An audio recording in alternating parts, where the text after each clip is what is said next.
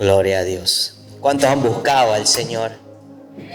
¿Cuántos han tenido respuesta de parte de Dios? A uno a veces le puede fallar el DEMPA, le puede fallar la señal, le puedo fallar yo como persona cuando usted me busque, pero hay uno que nunca nos falla. Hay uno al que nunca se le corta la señal. Hay uno que su DEMPA es 24/7, constantemente. Al único que podemos acceder por medio de Cristo, dice la palabra en hebreo, entrad pues confiadamente al trono de la gracia, que alcanzaréis oportuno socorro. No es la palabra, pero déjame decirte que esta alabanza última me hizo pensar bastante. ¿Cuántas veces no hemos buscado al Señor? ¿Y cuántas veces nuestro Dios nos ha librado de cada situación? Se ve que falta ahí un poco, ¿no? Dios nos guarda, Dios nos bendice. Abra su Biblia allí en Primera de Reyes, capítulo 18, verso 30. Primera de Reyes, capítulo 18, verso 30. Antiguo Testamento. Me recuerdo cuando era niño y escuchaba a algunos pastores predicar del Antiguo Testamento. Decía, viene una palabra aburrida, triste, o una historia, porque me recuerdo en mi niñez había un pastor, no me recuerdo el nombre, pero era más que prédicas, eran estudios, duraban 1 hora, y es difícil retener a un niño de 8 años, 9 años, durante 1 hora sentado, pero ahí. Y a veces hablaba sobre el Antiguo Testamento. Yo decía, yo nunca voy a hablar del Antiguo Testamento. 3 doritos después uno predica sobre el Antiguo Testamento. Primera de Reyes, capítulo 18, verso 30. Dice así la palabra, vamos a leer hasta el versículo 32. Entonces Elías dijo a todo el pueblo, acercaos a mí. Y todo el pueblo se acercó a él. Y reparó el altar del Señor que había sido derribado. Elías tomó 12 piedras conforme al número de las tribus de los hijos de Jacob, a quien había venido la palabra del Señor diciendo, Israel será tu nombre. Y con las piedras edificó un altar en el nombre del Señor e hizo una zanja alrededor del altar suficientemente grande para contener 2 medidas de semilla. Nuevamente solamente el versículo 30. Entonces Elías dijo a todo el pueblo, acercaos a mí. Y todo el pueblo se acercó a él y reparó el altar del Señor que había sido derribado. Cierra tus ojos. Señor Dios, en tu presencia, oh Dios Padre. Sabemos que tú estás aquí presente, oh Dios Padre Celestial, porque tú habitas en nosotros, oh Dios. Y cuando tu iglesia, tu pueblo se reúne, Señor Padre amado, tú te manifiestas en medio de la alabanza, en medio de la adoración, en medio, Padre amado, de nuestro clamor, de nuestra oración. Tú ya estás manifestándote, moviéndote, Señor, oh Dios, de una manera poderosa, tremenda. Gracias, Señor, por la manera en que tú nos has tocado desde que inició este servicio, oh Dios Padre Celestial. Gracias, Señor, porque eres fiel, Señor Padre amado, a tu palabra, Señor, oh Dios. Y Padre Celestial, podemos, Señor Padre amado, creer, Señor Padre amado, en ella firmemente, Señor, porque tú, Señor, habitas en medio de la alabanza de tu pueblo, Señor, oh Dios. Aleluya, te pido que tu palabra, la cual va a ser ministrada, Señor, venga, Señor, oh Dios, a caer en buena tierra. No venga a caer en pedregales, no venga a caer en tierra infértil, sino que caiga en buena tierra, oh Dios, para que venga a dar frutos, Señor, oh Dios, para que, oh Dios Padre Celestial, cumpla el propósito por el cual es enviada. Te pido que uses mi vida, oh Dios, en la simplicidad, Señor Padre amado, en la humildad, Señor Padre, porque reconozco que nada tengo, Señor Padre Celestial, que no hay valor en mí, Señor, salvo tú, oh Dios Padre Celestial. celestial, y que toda la gloria y toda la honra es tuya, mi Dios. Toma mis labios, toma mi mente, toma mi vida, Señor Padre, y úsame conforme tu querer y conforme tu hacer, oh Dios Padre. En nombre de Cristo Jesús, Padre, sujeto mis sentimientos, sujeto cualquier cosa que sea humana, que sea carne, Señor Padre amado, a la dirección de tu Espíritu Santo, oh Dios Papá. En el nombre poderoso de Jesús, háblanos en esta tarde. Amén y amén. Puedes tomar tu asiento glorificando al Señor. Alabado sea Dios.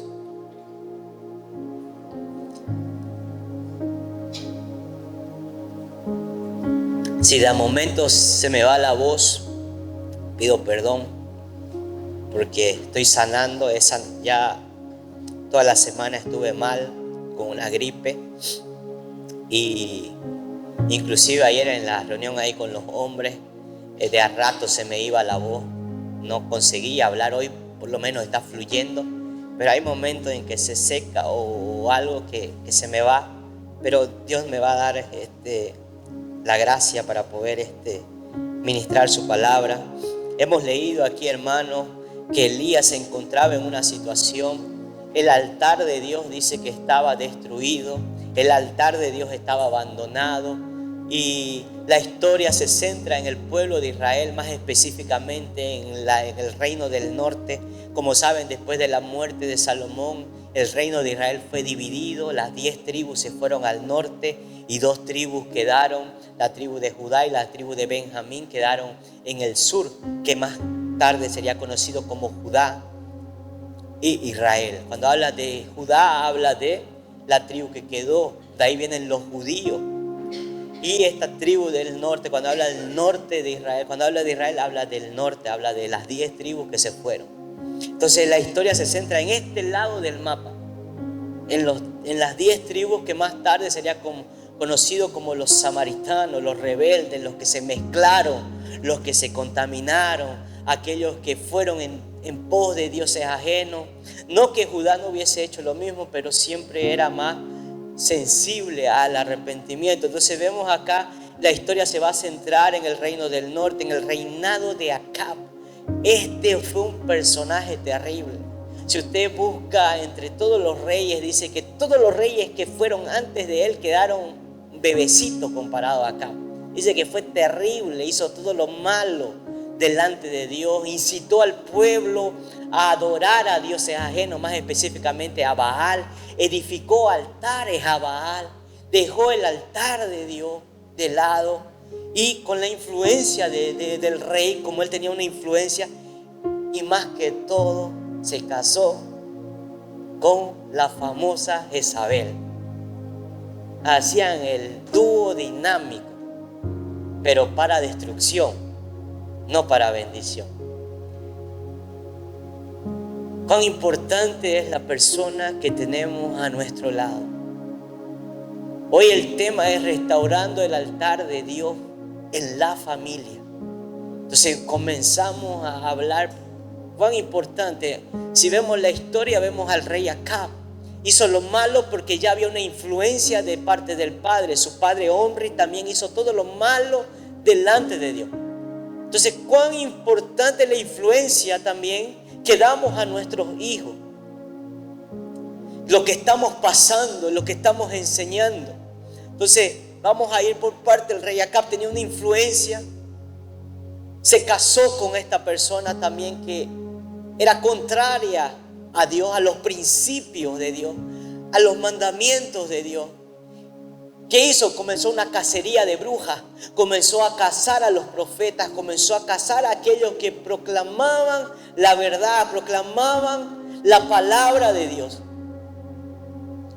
Entonces Dios, a raíz de toda esa situación, manda una sequía.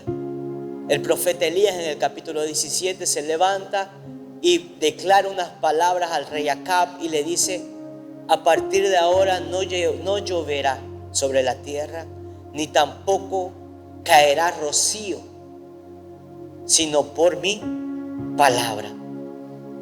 Y sucedió así. Y ustedes saben que para un pueblo que vive de la agricultura, La lluvia es muy importante. Para un agricultor la lluvia es muy importante. Esperan la temporada de lluvia. Todo en exceso es malo, porque si yo solo lloviera, todo se echaría a perder. Entonces es importante la lluvia como también la luz del sol. Pero en este tiempo era solo sol. Entonces, ¿qué pasó? Comenzó a secarse, comenzó a pasar una escasez, comenzó el pueblo de Israel, el pueblo de Israel comenzó a tener hambre, comenzó a escasear recursos. Y esa era la situación actual a raíz de la desobediencia. Israel estaba profundamente inmerso, no solo en la pobreza, no solamente en una economía fisurada, sino que estaba inmerso en la idolatría. Se había olvidado de Dios.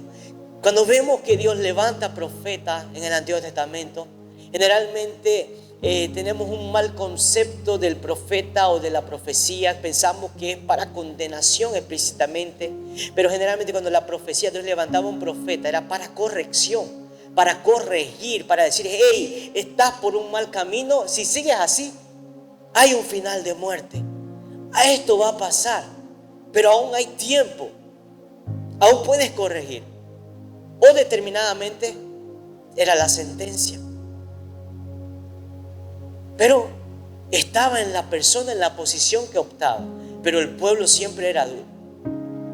Y muchas veces es similar a nosotros hoy en día. Hoy el Señor quizás ya no levanta profetas como Elías específicamente, como Eliseo, como los profetas mayores, menores. ¿Por qué? Porque ya está la palabra escrita. No que no exista el don de profecía, es vigente por medio del Espíritu Santo. Pero aquí está la palabra del Señor para guiarnos, para mostrarnos las cosas que tenemos que hacer. Y muchas veces somos rebeldes a esta palabra. Somos rebeldes a lo que el Señor nos guía. Y por eso es que pasamos por momentos de escasez. No solo espiritual, sino financiera también a veces. Pasamos en nuestra vida momentos de mucha dificultad. Entonces, a raíz de la situación, Acab se levanta como rey. Venía de una influencia totalmente contraria a hacer la voluntad de Dios. Venía de una influencia de un padre que no le enseñó lo que era correcto, sino que más bien: hey, hijo, puedes hacerlo, haz lo que tú quieras. Y por tener una enseñanza así, tampoco miró, tampoco buscó la persona idónea con quien casarse, sino que miró a Jezabel, se unió a ella y vivieron un tiempo terrible el pueblo de Israel. Los verdaderos profetas estaban siendo perseguidos y el altar a Dios había sido destruido. ¿Cómo está el altar de Dios en tu vida? ¿Cómo está el altar de Dios en tu vida en este día? Y no estoy hablando de un altar como en el Antiguo Testamento, que era un altar físico. El altar hoy somos nosotros. El altar hoy es nuestro corazón. ¿Cómo estamos? ¿Cómo está nuestro altar delante de Dios? En otras palabras, ¿cómo estoy yo delante de Dios? Si ponemos a ver altares, ¿qué eran los altares? Eran lugares sagrados donde se ofrecían sacrificios a los dioses. Habían altares paganos también.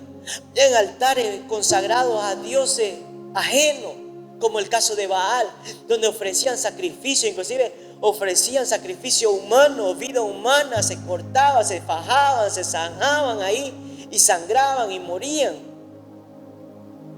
para un Dios muerto.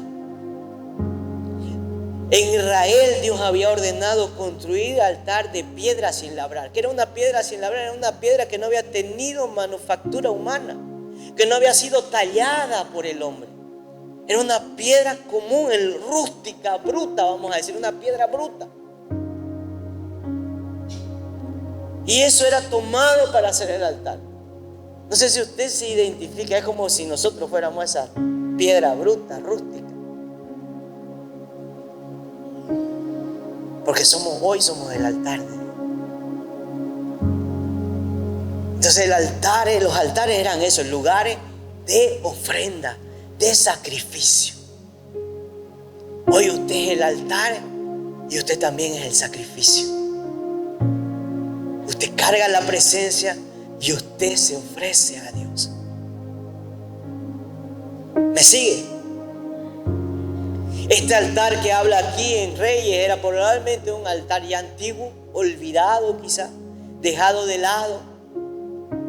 Era ya abandonado, destruido, pero originalmente había sido dedicado a Dios. Por eso es que deja bien en claro: reparó el altar del Señor que había sido derribado. Muchas veces, sin darnos cuenta, derribamos el altar de Dios en nuestra vida.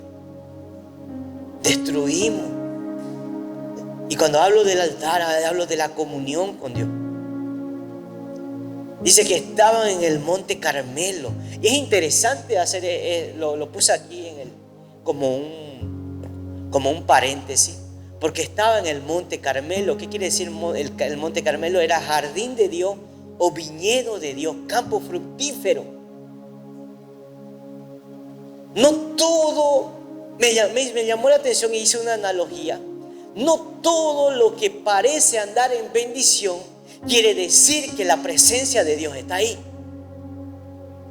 Porque el campo Carmelo, el monte Carmelo, es viña de Dios, campo fructífero.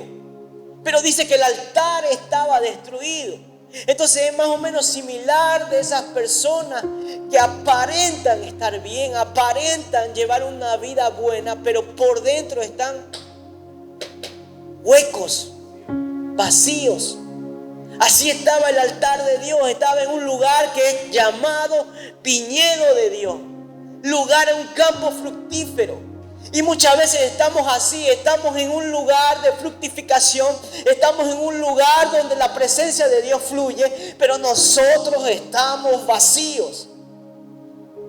El altar está destruido, el altar de Dios está derribado. Tenemos que hacer un análisis de nuestra vida, de nuestro corazón, porque no es el hecho de estar en la iglesia, de venir a la iglesia, de congregar los domingos, pero su relación, su intimidad con Dios, ¿cómo está? ¿Cómo está en el día a día? Y algunos pueden decir: hermano, yo oro, hermano, yo me tomo unos minutos, leo el devocional que usted manda. Pero no hablo de eso. Hablo de una relación íntima y personal con el Padre. Porque eso es un astarimae, vamos a decir. Es como cuando teníamos el shukudai en la escuela y teníamos que hacer la tarea. Y era una rutina, era algo que ya sabíamos que teníamos que hacer. El devocional es algo que tenemos que hacer. El orar es algo que tenemos que hacer. El meditar en su palabra es algo que tenemos que hacer.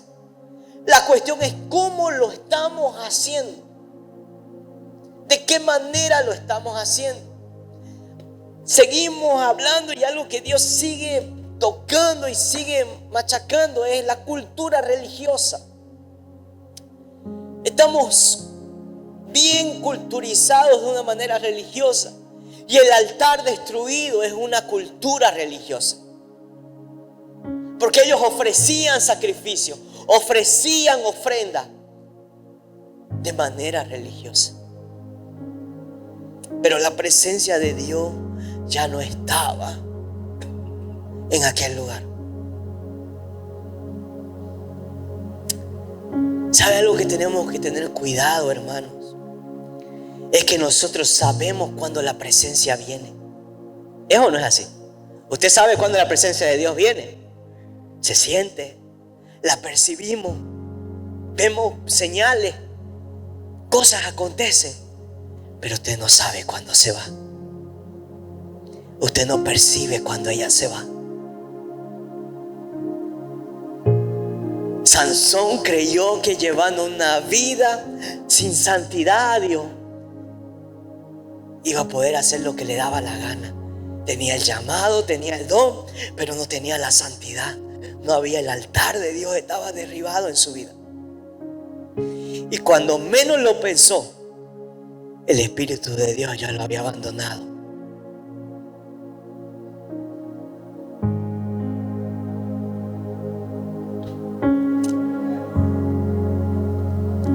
Es tiempo de que usted y yo restauremos el altar de Dios en nuestra vida, en nuestra familia. Tenemos que comenzar a buscar de Él. La palabra de Dios en el Nuevo Testamento dice que en los postreros días son tiempos peligrosos, son tiempos duros, difíciles. ¿Por qué? Porque se levantan una confusión, un tiempo babilónico. ¿Sabe? Cuando veo, esta semana me mandó una joven, me mandó un video acerca de un pastor que hablaba sobre el tatuaje y que se tatuó, incentivaba a la iglesia a hacerlo. Es más, su congregación comenzó a bautizar, a tatuarse un mensaje referente a Mateo 24:14, porque eso iba a serle recuerdo de la misión que tiene. Mi hermano, ¿dónde está eso? Jesús dijo: les dejaré el Consolador, el Espíritu de toda verdad. Él les hará recuerdo. No dijo tatúense. Y cuando vamos a las Escrituras, dice: en los postreros días se levantarán falsos maestros, se levantarán falsos profetas, se levantarán falsos pastores, que sutilmente, que si usted presta atención a la palabra realmente, dice que sutilmente engañarán al redil. Es que no va a venir así de frente y le va a decir: oh, tienes que hacerlo. Sutilmente va a usar la palabra. Satanás usó la palabra contra Jesús.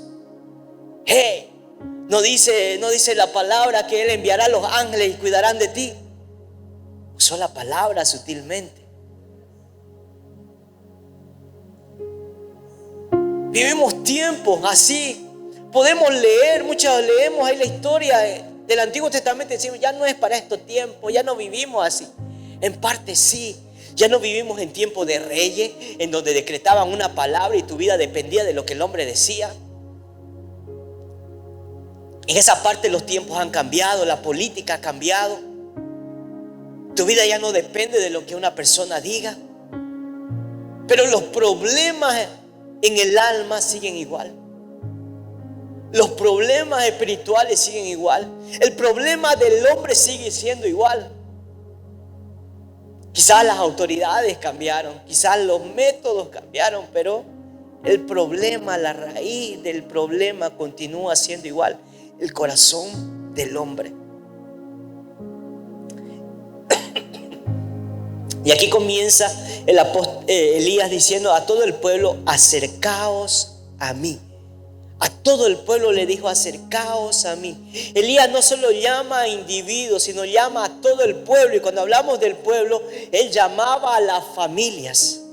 Él llamaba a todas las familias. El pueblo representa la comunidad, la familia, el hogar, que se había desviado, que había perdido su identidad en Dios, que había perdido la adoración a Dios, que había perdido el fuego en el corazón por la presencia de Dios, que había perdido el deseo de estar. Se habían olvidado de ese Dios poderoso, de ese Dios majestuoso que los sacó de Egipto. Se habían olvidado de las grandes batallas que Dios había dado, que cuando cruzaron el Jordán por medio de Josué, conquistaron todo ese lugar. Se habían olvidado de todo lo que Dios había hecho. Y muchas veces nosotros somos así, hermanos, somos ingratos con Dios. Nos olvidamos todo lo que Dios ha hecho, todo lo que Dios nos da, porque el altar está derribado. Pero así como Elías hace un llamado, Dios continúa llamando hoy en día: venid, acercaos a mí. La palabra dice en Santiago 4:8: acercaos a Dios y Dios se acercará a vosotros.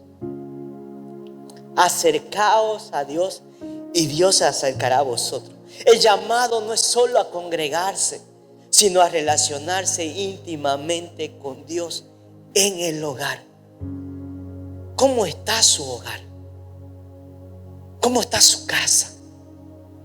No, está todo bien, no falta trabajo, hay alimento. Y ahí acaba. ¿Cómo está la relación familiar? ¿Cómo está la comunicación familiar?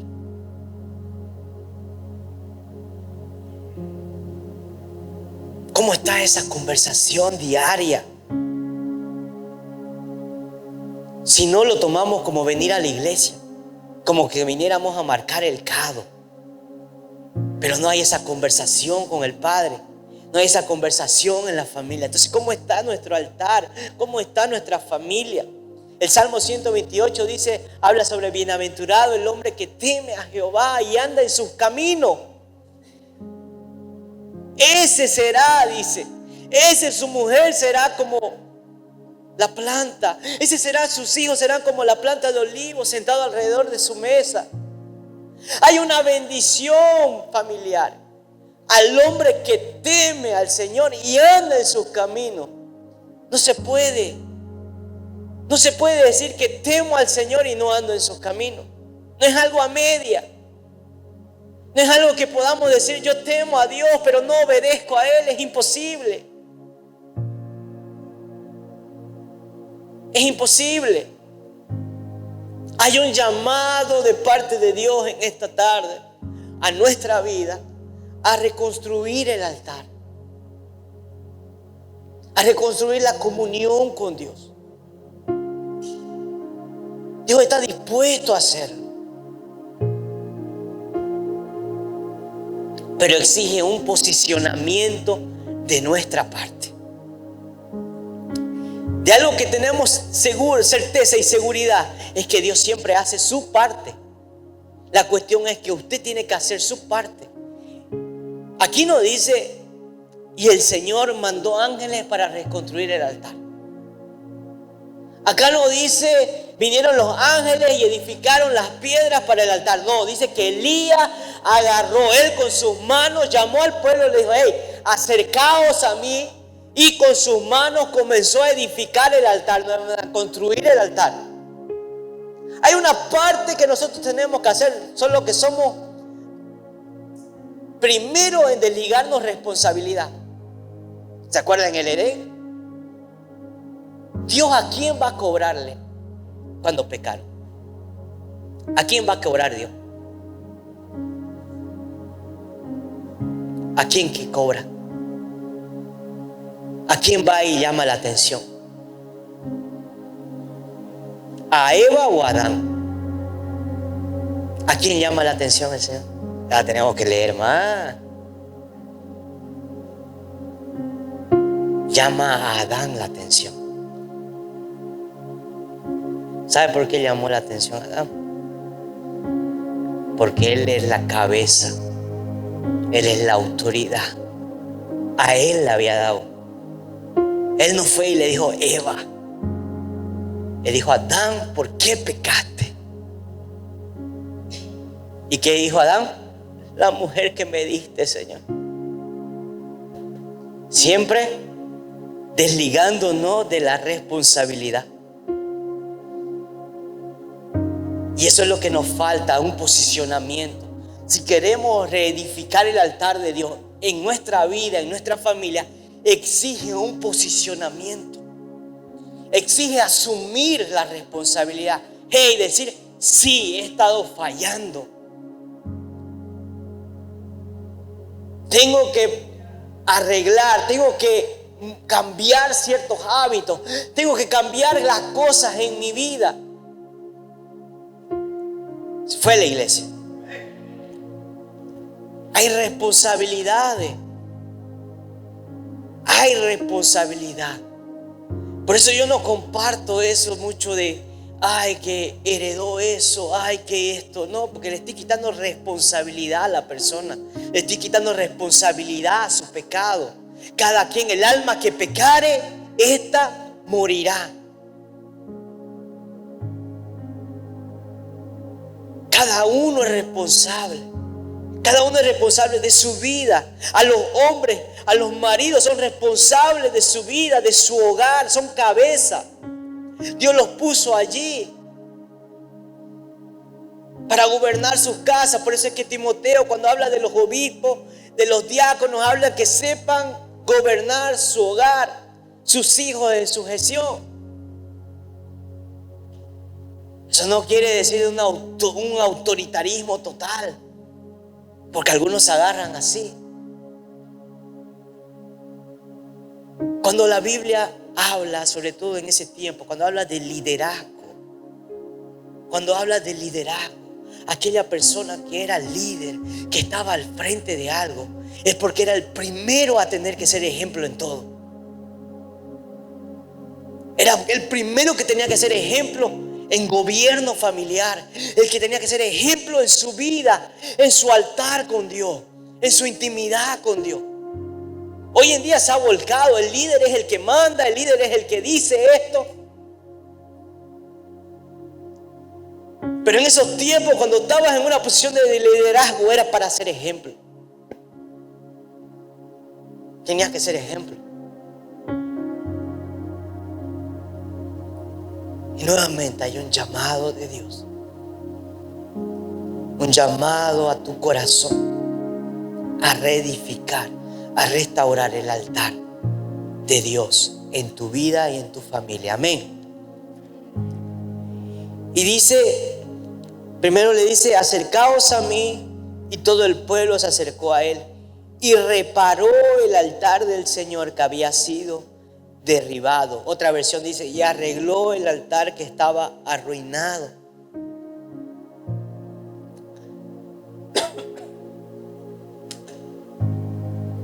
Algo que vemos hoy en día ya.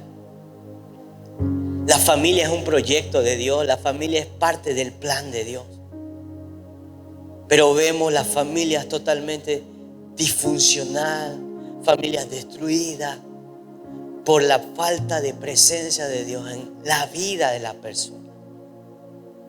Esa falta de presencia nos lleva a tomar malas decisiones. Pero dice que Elías arregló el altar. Entonces es responsabilidad usted y mía arreglar el altar en nuestra familia. El culto familiar. Cuán importante es tener culto familiar. Cuán importante es sentarnos como familia y pasar un tiempo de calidad con el Señor. Hoy está mi hermana ahí, ella no me deja mentir. Nuestros papás nos obligaban a orar todas las noches. Me dormía muchas veces, hermano. Muchas veces estaba sentado comiendo, cenando. Papá trabajaba de yaquín, lo he contado muchas veces, a veces tenía que irse. Y yo la alerdeaba ahí porque decía, bueno, hasta que esto se va y ya no oro. Nada, me dijo, no has acabado, bueno, pues vamos a orar, después comer frío. Comer frío. Y allá era mínimo, era media hora orando ahí de rodillas. Cuando estaba de Jiruquín era peor, era más, era una hora casi. Entonces se acordaba del perro del vecino, de fulano, de la deuda, de mengano. Y nos daba tarea memorizarnos versículos, ¿o no es? Llegaba viernes, a ver cómo está. Y teníamos que decirle el capítulo. Uno de los primeros, al menos que Ariane aprendió, fue el Salmo 23. Le costó y solo son 6 versículos. Es así. Eso es el altar familiar. ¿Por qué nos cuesta, hermano? ¿Qué es más fácil? ¿Construir un buen hábito o quitar un buen hábito? ¿Qué es más fácil? ¿Qué es más fácil? Construir algo es más fácil. No, pero construir algo es mucho más difícil que quitarlo. Por eso nos cuesta tanto sentarnos a orar. ¿Por qué? Porque nos da flojera, porque ya nos peleamos, porque ya pasó esto.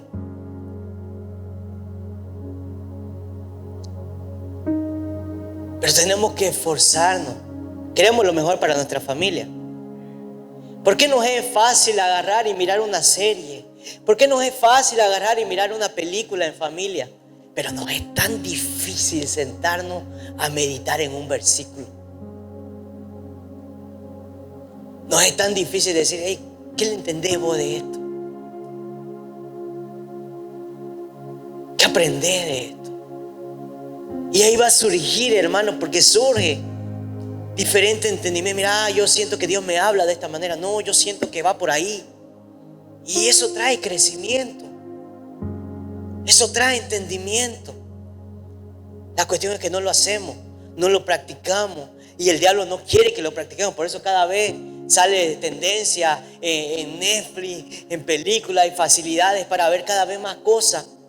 Porque el diablo está empecinado en que las familias estén distraídas.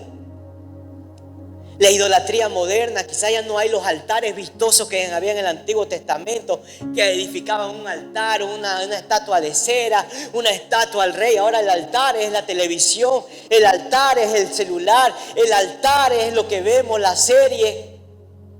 Y no estoy contra, porque también veo. No es que digan, ay, el hipócrita, ¿no? Pero ese es ahora la idolatría moderna. Y si eso te está quitando tiempo con Dios, es bueno hacer un análisis. Hey, lo corto, no lo pago. Se fue a la iglesia. El altar estaba arruinado. Es falta de oración, divisiones internas. Hay divisiones en el hogar porque no estamos de acuerdo con las cosas. Y Jesús mismo dijo, yo he venido a traer espada entre los padres y los hijos.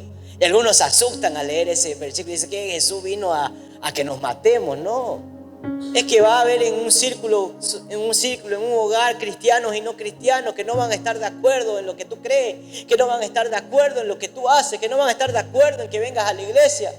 En el campamento mismo había una niña que se la jugó todo por Jesús. Dijo, voy a ese campamento, y la botaron de su casa. Hay padres así. Y después están llorando cuando el hijo está totalmente perdido. Al primer lugar que vienen es aquí. Pero no edificaron el altar antiguamente, previamente. Pecado no confesado, heridas sin sanar. ¿Sabe? Eso es lo bueno del altar familiar. Ese tiempo de comunión con Dios en familia. Porque ahí podemos incentivar, generar esa confianza. ¿Sabes qué, papá? No me gustó cómo me hablaste. ¿Sabes qué, hijo? No me gustó ese tono. Y conversarlo. El problema es que cuando es hecho en la carne, nunca acaba bien. Proverbios dice, la palabra suave aplaca la ira, calma la ira. Pero somos torpes. Incendia.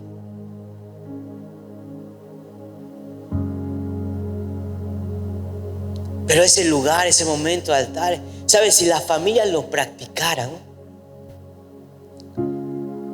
y yo sé que muchos van a estar de acuerdo, al menos los que han pasado seminarios como Veredas Antiguas, que han pasado seminarios familiares. Si esto se practicara en los hogares realmente, no fuera necesario esos seminarios. Porque habría la libertad de decir, ¿sabes qué, papá? Me duele. Aquello que hiciste aquella vez me duele. Porque tenemos un mal concepto. Creemos que el padre o la madre no tienen por qué pedir perdón. Errado. ¿Recuerdan la autoridad? La autoridad, el que está en un lugar de autoridad es el primero en dar ejemplo, en pedir perdón, el primero en dar ejemplo. Conozco padres que no piden perdón, pero exigen que el hijo pida perdón.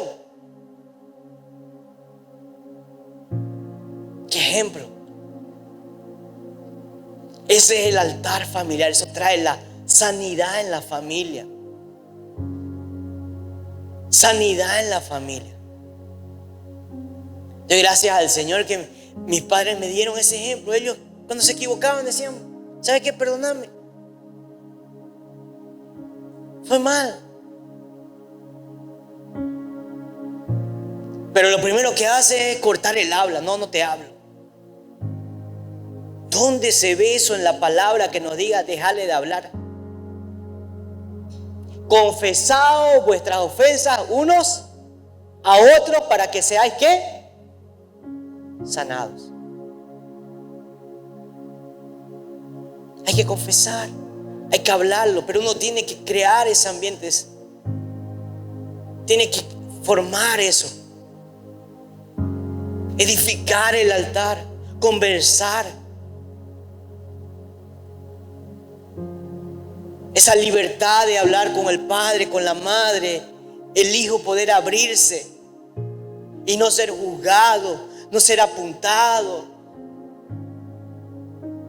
Y viceversa también. El hijo conocer la historia del padre, conocer la historia de la madre, conocer el entorno que fue criado, conocer de dónde vino. Es en esos lugares donde nosotros vamos a poder entender y vamos a poder comprender y vamos a poder tener aquella paciencia y decir, bueno, sufrió, pero déjame decirte, hay sanidad en el altar. Algo que dijo ayer, estaba ahí con el pastor David y él soltó una frase y eso fue una confirmación para la palabra que tenía hoy en día. Él soltó algo así, dijo, aquel que quiera vivir en el altar tiene que aprender a comer en el altar, porque si no comes en el altar no puedes sostenerte en el altar.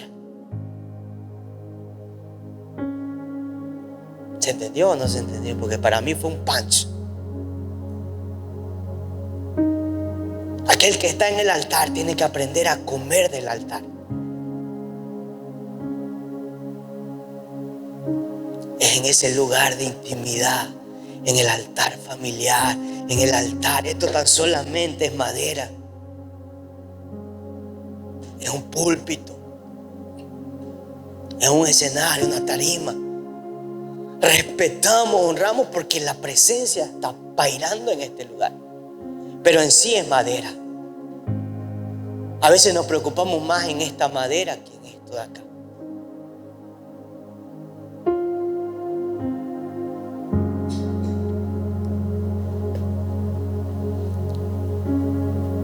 Cuando el altar está destruido, no hay protección. No hay protección de parte de Dios. Salmo 80, versículo 12.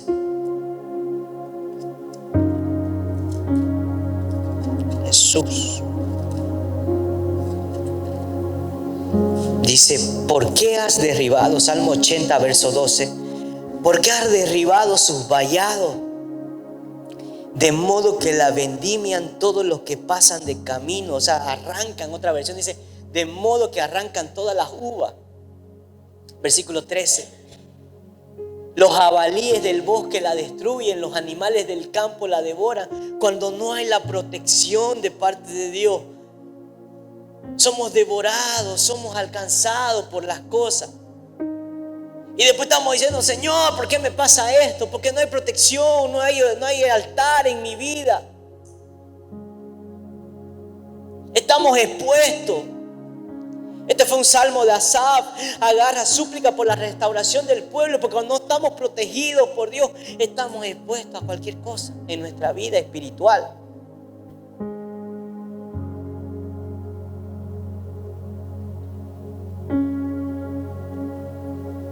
Pero cuando el altar comienza a ser edificado, mi hermano, suceden cosas tremendas. Yo no cambio por nada. Hoy en día le doy valor. ¿Sabe? Cuando tenía esa edad, 13, 14 años, no le daba valor. Decía, no, mi padre me obliga a leer, me obliga a esto, me obliga a orar. No, menos, 7, 8 años. Ya 13 años yo quería, estaba haciendo la obra. 7, 8 años me obliga. Pero hoy le doy valor a eso. Porque ahí fueron mis bases cimentadas. Ahí me enseñaron que tenía que estar postrado en Dios. Buscar, si hay un problema, no hay mejor lugar que ir a la presencia de Dios. Si todo va bien, también no hay mejor lugar que ir a la presencia de Dios. Porque no es solamente que en los problemas buscábamos de Dios.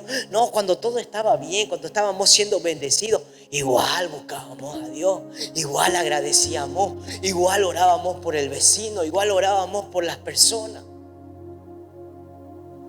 Eso es lo que trae el altar, la comunión. Tercer punto, versículos 31 y 2. Volvamos ahí a Reyes, ya voy a terminar.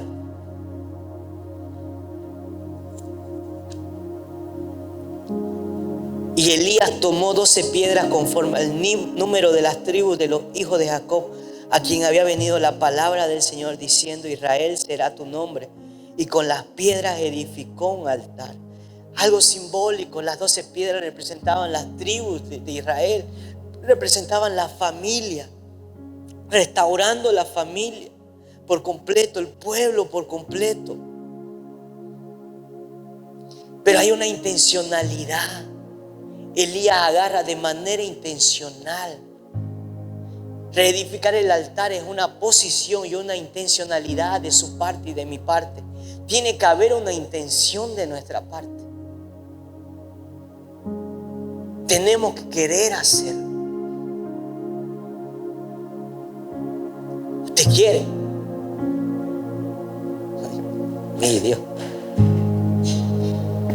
Elías restaura de forma intencional y ordena, recordando al pueblo el pacto que había con Dios. ¿Qué puedo hacer entonces? ¿De qué manera puedo poner en práctica? Creo que tiempos de oración en familia. Yo sé que por el horario quizás es muy sogallí, quizás no da todos los días, pero tenga un día a la semana al menos de tiempo de oración con la familia completa. Mejor si es todos los días. Al inicio quizás no van a querer todo, pero comience usted. Si comienza solo, ni modo. Pero ahí persevere y con el tiempo se va a unir el uno, se va a unir el otro. Tiempo de oración en familia. Practique el perdón y la reconciliación. Practique el perdón. Perdone día a día.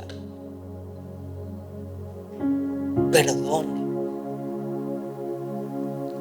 ¿Qué es más fácil, pedir perdón o disculpas? ¿Qué es más fácil? ¿Pedir perdón o disculpas?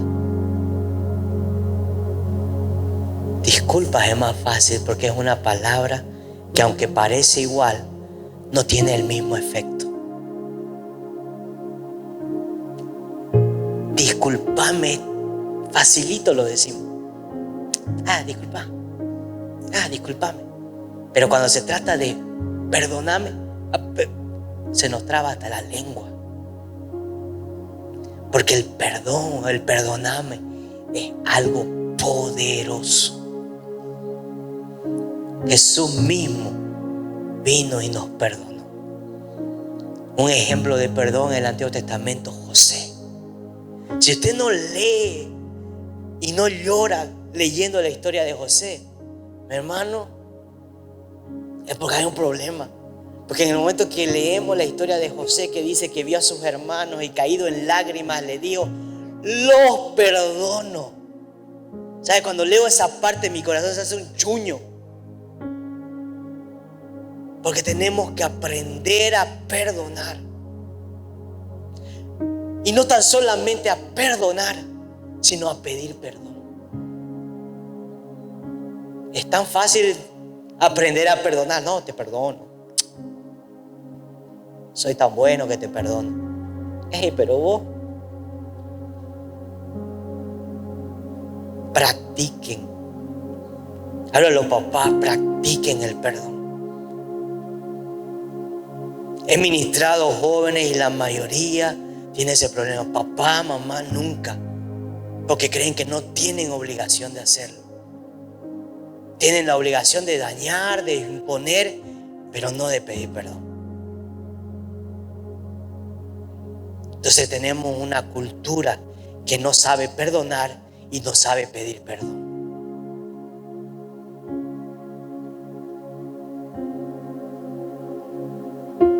Es tan hermoso y liberador perdonar y pedir perdón. No nos hace menos. ¿Sabe? El pedir perdón no nos hace menos. No nos pone en una situación menos. Nos pone en una situación honrosa, valerosa. muy diferente a lo que el diablo nos pone en la mente. Entonces, confiesen ese momento, estén ahí, establezcan esos tiempos de oración, de lectura, de practicar el perdón. ¿Sabes qué, hijo? ¿Sabes qué, hija? Si hice algo durante la semana o si hice algo alguna vez que te dañó, que te molestó, que te ofendió, perdóname. Usted va a ver diferencias en su hogar. Usted va a ver cambios en su hogar. Mi hermana es testigo y cualquier persona que estuvo cerca de nosotros siempre. Con mi madre yo siempre fui, en gran parte de mi vida, de mi adolescencia, fui bien atrevido, bien contestón. Pero Dios me reveló algo también. Yo estaba mal, sí, efectivamente. Pero ¿cuál era la raíz de por qué era así con mi madre? Porque ella me había dañado mucho con sus palabras. Pero con mi padre no era así. Y no era que le tenía miedo. Bueno, también, pero no era tanto por eso. ¿Saben por qué? Porque el hombre siempre me dio ejemplo. No tenía argumento. Más que el miedo era que no tenía un argumento. Porque cuando yo me comportaba mal, con mi mamá se acercaba, me reprendía, pida perdón a su madre. Y yo, pero, papá. ¿Cuándo me has visto a mí responder así a tu abuela? Nunca. Y mi abuela hasta en viejo lo ha mechoneado a mi padre. No, lo ha dado sus buenos manazos. Y mi padre siempre. Ya, mamá, está bien, mamá. Siempre. Ejemplo. El ejemplo habla más que las palabras. Muchas veces queremos imponer algo que no vivimos. ¿Cómo quiere que el niño se sujete si usted no lo vive y lo practica?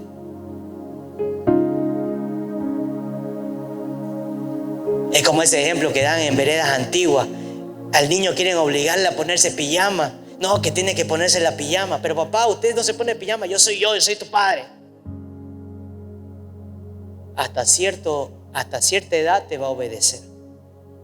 Pasados los 13, 14 años, olvídate. Por más que le pegue, olvídate.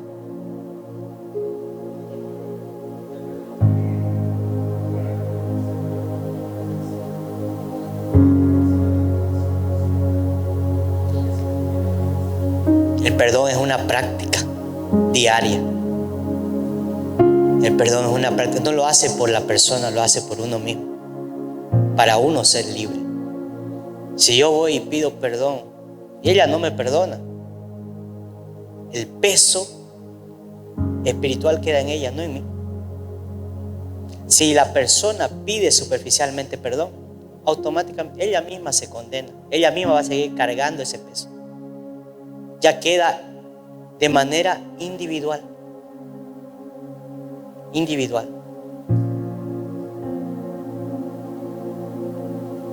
Pero el perdón tiene que ser practicado dentro del hogar y fuera del hogar.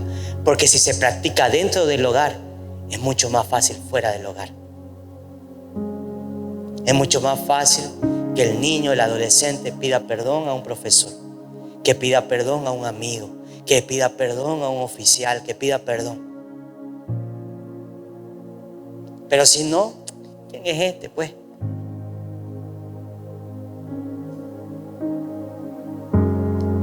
Algo que tenemos que practicar. No lo practicamos. Esa es la verdad, hermano. No se practica. Hay una cantidad enorme de jóvenes que vienen y nos hablan de este tema. Y tenemos que ministrarlos inclusive sobre el pedir perdón y perdonar. Y tenemos que dejar que Dios lo haga. Porque es difícil decir perdonar a fulano cuando no ha habido el ejemplo de ese perdón. Cuando no ha habido el ejemplo de ese paso. Por eso es que nosotros como cristianos, nuestra cultura tiene que ser diferente a la del mundo. No tenemos por qué ser igual. Tiene que haber cambios en nuestro hogar, en nuestra familia. Las cosas tienen que ser diferentes y tiene que comenzar por la cabeza, por la autoridad. Inclusive el Salmo 133 que leyó el diácono habla sobre la bendición que comienza ¿dónde? De Aarón. Comienza de la cabeza de Aarón y baja hasta las vestiduras. Comienza de acá y se derrama a la familia, a los hijos, a la esposa. Leer la palabra juntos. Cuando leen, cuando lo hacen, hay que buscarse, hermano. Hay que buscar el tiempo. No es que no haya tiempo. No hay interés de hacerlo. No hay interés de hacerlo.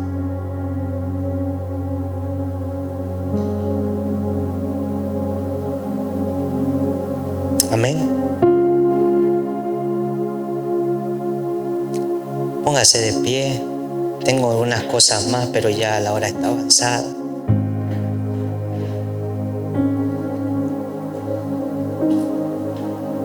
Solo lo voy a terminar con el verso 38 que dice que una vez el altar estuvo edificado, cayó fuego del cielo. Ese fuego es la presencia de Dios. Cuando nosotros estamos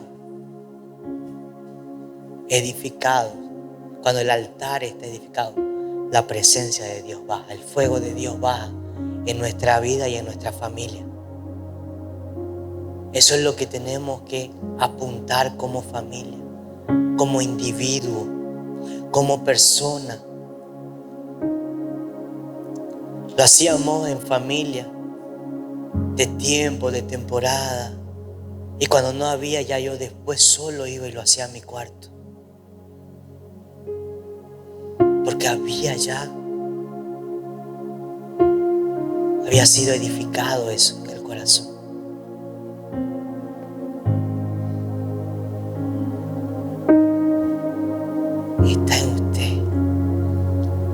Está en usted que su familia se mantenga. Está en usted que sus hijos se mantengan. No lo iba a hacer, pero voy a leerlo. Ese Nehemías 4:14. 4:14 creo que es. Sí. Era el momento de la reconstrucción de los muros. Y habían enemigos. Siempre va a haber enemigos de la familia. Siempre va a haber enemigos de tu vida. Y dice que aquí cuando veían los enemigos, cuando vi su temor, me levanté y dije a los nobles, a los oficiales y al resto del pueblo: no le tengáis miedo.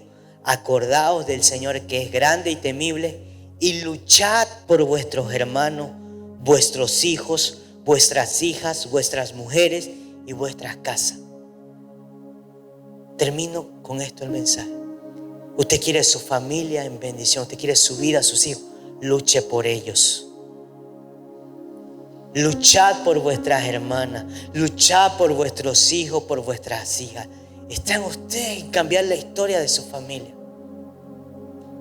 Está en usted posicionarse, está en usted en hacer cambios pequeños. El problema es que queremos cambios grandes de la noche a la mañana. Comience con cambios pequeños. Comience con una oración de 10 minutos. Comience con una lectura de 2 minutos. Y después va subiendo. Después la oración ni usted se va a dar cuenta. Va a ser de 15, va a ser de 20, va a ser de 30, va a ser de 40. Y cuando quiera no va a poder parar de orar. Comience leyendo un versículo al día. Y cuando se dé cuenta va a haber leído la Biblia y va a tener un conocimiento. Hay personas que están leyendo ahorita ya por segunda vez, por tercera vez la Biblia. Y les digo, hay diferencia, porque la primera vez la leemos rápido, pero ya la segunda vez comenzamos a ser más minuciosos en nuestra lectura. Comenzamos a percibir cosas que antes no percibíamos, porque la palabra es rema, es vida, se va haciendo rema en nosotros. El problema es que no queremos cambio, el problema es que estamos bien como estamos.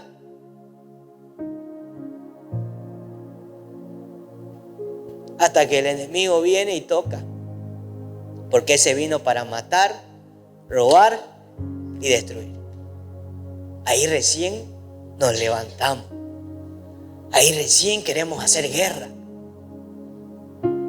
¿Se acuerdan la palabra de hace un mes? Creo que era lo urgente, lo necesario y lo principal. Nosotros siempre estamos al revés. Estamos en lo urgente.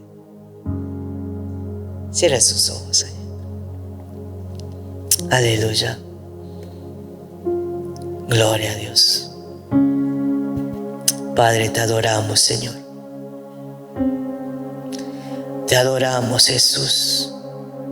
Este es su momento con Dios. Converse allí con Él. Padre, yo quiero comenzar a partir de hoy a hacer las cosas diferentes, no a mi manera. Quiero comenzar, oh Dios, Padre amado, edificando el altar, oh Dios, en mi casa, en mi hogar. Quizás nunca hubo altar, o quizás en algún momento hubo un altar, pero se encuentra destruido porque me fui de acorde a mis deseos. Quise hacer mi voluntad, quise hacer de mi manera.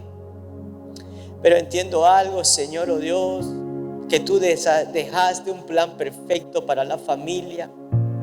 Tú dejaste establecido principios, tú dejaste establecido ordenanzas.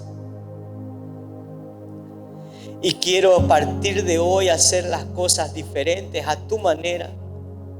Quiero edificar el altar en casa. Padre, te pido, Señor, que ayudes a cada uno de mis hermanos, Señor, a edificar altar a tu nombre, oh Dios. Que cada uno pueda, Señor, buscar tu presencia, buscar tu rostro, Señor, Padre amado, en sus hogares, Señor.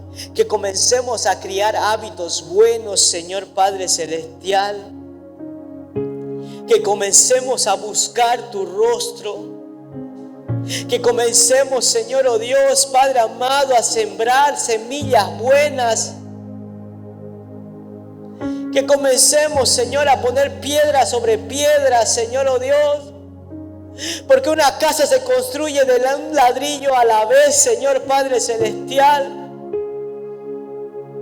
Así también, Padre amado, tenemos que aprender a construir, Señor, una piedra a la vez, Señor Padre amado. Un principio a la vez, Señor, oh Dios. Hasta que la obra fina esté terminada. Ayúdanos, Señor, oh Dios.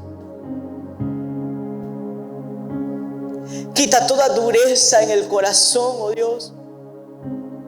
Que tu palabra venga, Señor, oh Dios, a hacernos, Señor, Padre amado, entendedores, Señor, oh Dios, de aquella que es tu voluntad, la cual es buena, agradable y perfecta, Señor.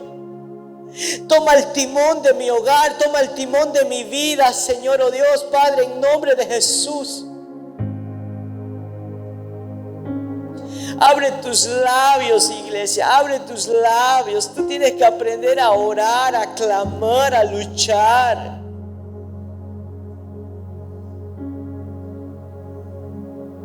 Si tú te mantienes escéptico, si tú te mantienes ahí en una posición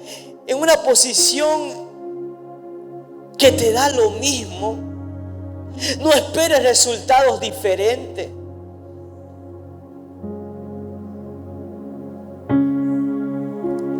Muchas veces desligamos nuestra responsabilidad y culpamos a los demás, culpamos a las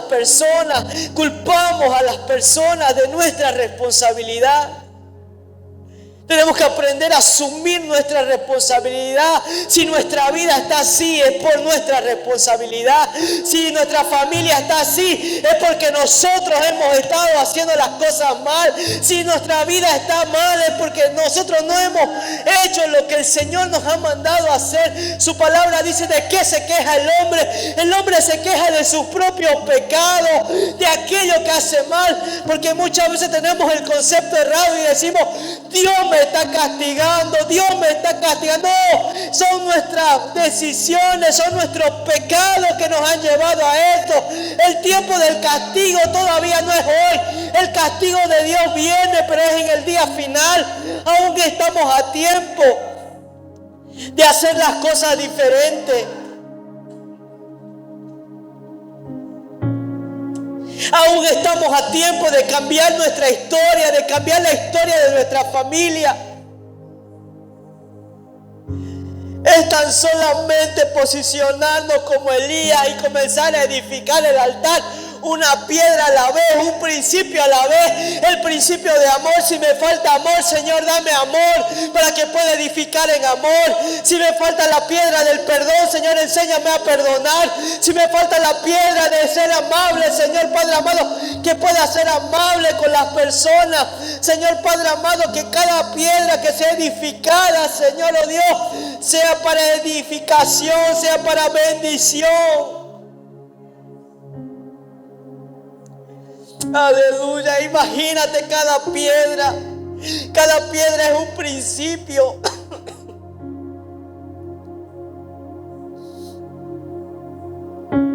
Oh Dios Padre, ayúdanos, Señor. Ayúdanos a ser hombres sabios. Ayúdanos a ser mujeres sabias, Señor, oh Dios. Porque el hombre sabio es aquel que oye tus palabras y las pone en práctica. Y la mujer sabia edifica su casa. Ayúdanos, papá. Gracias te damos, Señor, porque eres un Dios de oportunidades. Eres un Dios, Señor Padre amado, que así como Elías dijo, acercaos a mí. Tú nos dices en esta noche, acercaos a mí. Venid a mí. Venid a mí. Oh, mi Dios, papá. Gracias, Señor, por tu palabra. Gracias por este tiempo maravilloso. Que tu palabra venga a dar fruto en el corazón. Que cada familia que está aquí representada comience a vivir un nuevo tiempo, Señor. Que en cada hogar, Señor, se practique, Señor Padre amado, la oración. Que en cada hogar se practique la lectura en familia. Que en cada hogar se practique, Señor, el perdón en familia. Que en cada hogar se practique, Señor Padre amado, tus principios, Señor, oh Dios. Al menos nuestra parte que hagamos, Señor, y ya tú te encargas de tu parte. En nombre de Jesús, ayuda a cada uno de mis hermanos, capacítalos, Señor Padre amado. Que tu Espíritu Santo los guíe, Señor Padre amado, en la toma de decisiones, en la guía, en la orientación. Que tu Espíritu Santo les dé, Padre amado, Señor, la guía a cada uno para poder edificar, Señor Padre amado, el altar, Señor, en las familias, oh Dios. En el nombre poderoso de Jesús. Así es mi oración, oh Dios Padre. Te lo pido para gloria de tu nombre. En nombre de Jesús.